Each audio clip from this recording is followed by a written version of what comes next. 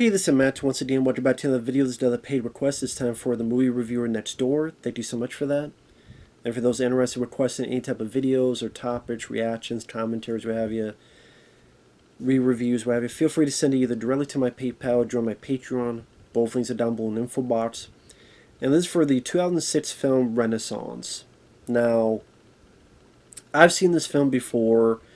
It was a French production that took apparently quite a few years for it to get made, but the version I saw, it was dubbed in English by people like Daniel Craig from the newer James Bond films, Ian Holm from Alien, Jonathan Pryce, who was the bad guy in Tomorrow Never Dies. He was in Jumpin' Jack Flash with Whoopi Goldberg. I think Sean Pertwee from Dog Soldiers is one of the characters. Now, it's trying to be a film noir sci-fi movie in the vein of Blade Runner, but it's filmed in black and white motion capture. So it's like animated, and you're trying to have a little bit of that Sin City look to it. And the plot is that this female scientist has been kidnapped, and that takes place in France, and they have to find who kidnapped this lady. And as we come into play, Daniel Craig's character looked into this company called Avalon.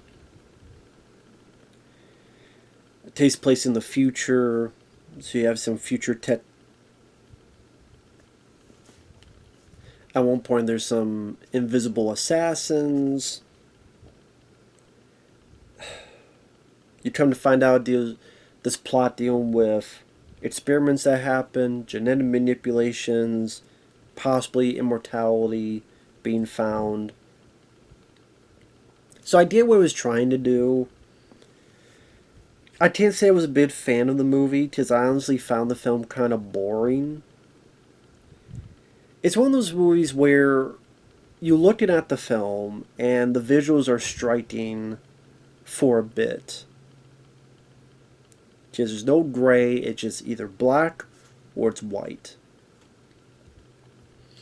And the motion capture aspect, it definitely gives it a different look.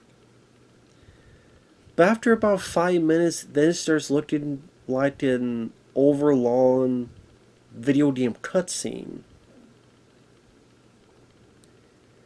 And while there are moments that look neat, certain transitions, for example, there's people looking at a monitor and a screen, and it transitions to the screen, and a car goes by, and we're transitioned to this car chase that Daniel Craig is trying to get to this individual who just happens to have the kidnapped woman's car in order to find out what's going on with that. Like, that was a nice transition.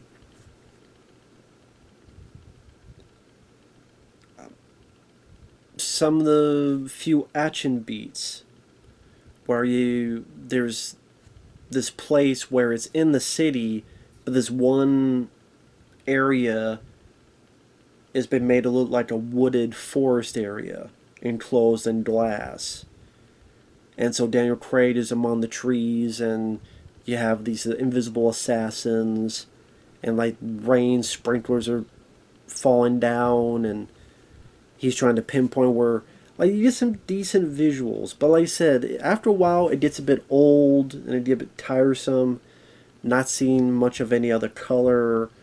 The faces, at times the faces kind of blend in with each other where they start looking the same.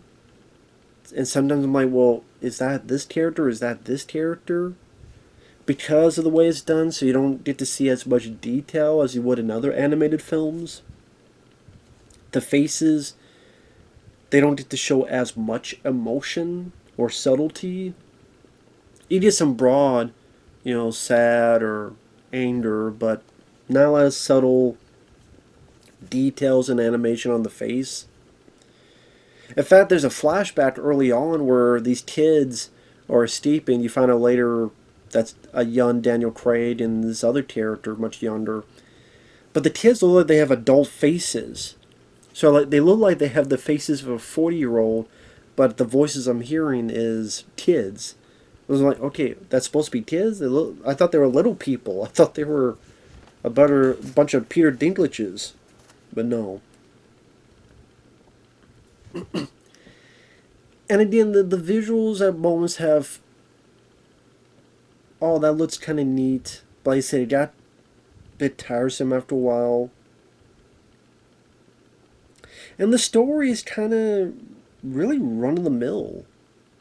So it becomes a novelty that I thought wore off fairly fast.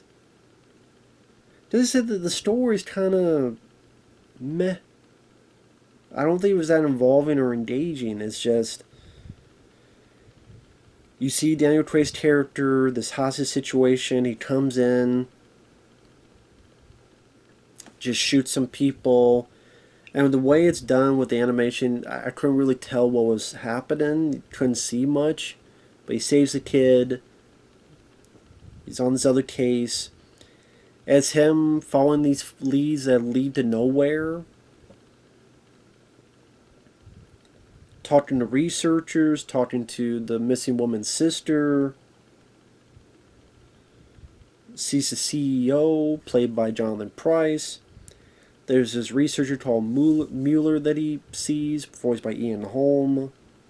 Bunch of dead ends. Some invisible assassins are taking out some people so they keep quiet. Like one guy they kill and they find him hanging. It feels like now a whole lot's going on in the first half until finally, oh, well, this missing woman's car has been found and is on the run, and Daniel Craig has to chase after it. And you find out that guy works with this mobster who him and Daniel Craig go back quite a ways. In fact, they were at the beginning of the film in this flashback where Daniel Craig let him get out alive while he stayed behind.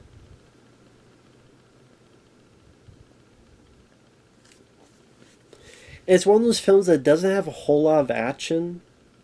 I mean, other than the first bit we see Daniel Craig's character, the bit of the car chase,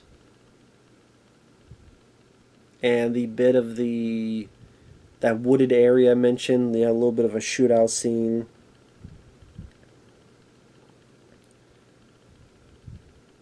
You pretty much find out that this woman had spoilers. This woman, how the hell do I explain it? Ian Holm's character and this other older Asian guy were dealing with these experiments with genetic manipulation. It seemed like they failed, but you find out that maybe they did find something, at least Ian Holm did, but he wanted to suppress it. But this woman found out much later in life the ability to have immortality. And Ian Holm had kidnapped her because didn't want her falling into the wrong hands, because if it falls to the Avalon Company, who knows what horrible stuff they could do. She found immortality like I did decades ago. Avalon can't have it. But at the same time, he couldn't bring himself to kill her. At one point, Daniel Craig confronts him, and there's a bunch of snipers around, so Ian Holm pulls out a gun and lets the cops shoot him. Daniel Craig finds the girl in the sewers. Daniel Craig's character gets shot and is dying. The girl is being a total bitch, saying, "Oh, you haven't got the brains to understand what I'm doing. I'm going to go to this company and my research is going to be popular and we're going to change the world, blah, blah, blah." So Daniel Craig shoots her in the back. She dies with her research. Daniel Craig imagines the girl's sister saying, "Hey, I'm sorry, I had to do this." The sister is safe with the mobster.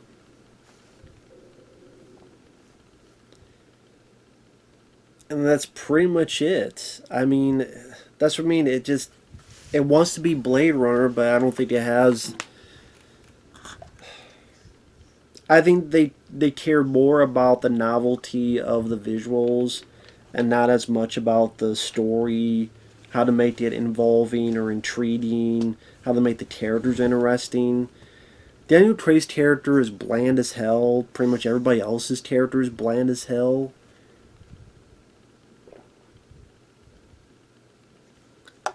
The voice acting is so-so. I mean, I like Daniel Craig.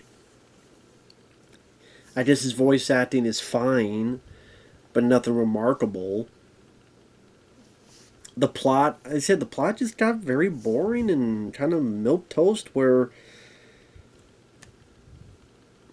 it just felt familiar. It felt like I've seen this film many times before. Whether it be, wasn't there a film with Lou Diamond Phillips called Absalom?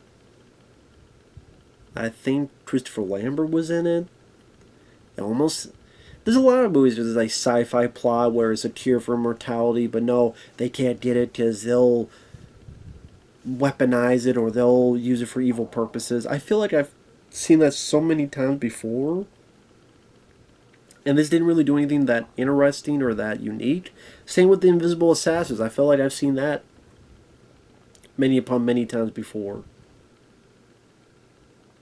So I don't think it was really that original or that creative, other than the visual look. And like I said, it's kind of neat to look at first, but at least for me, this movie's almost 2 hours long. After a while, it just got tiresome and it wore off, and I went, at times it's kind of ugly to watch. Either have more dynamic in terms of some of the other visuals or the designs of the humans, so they don't, a lot of them look very blocky, and sometimes they look similar or the same. Maybe little moments introduce some color. You still have mostly black and white, but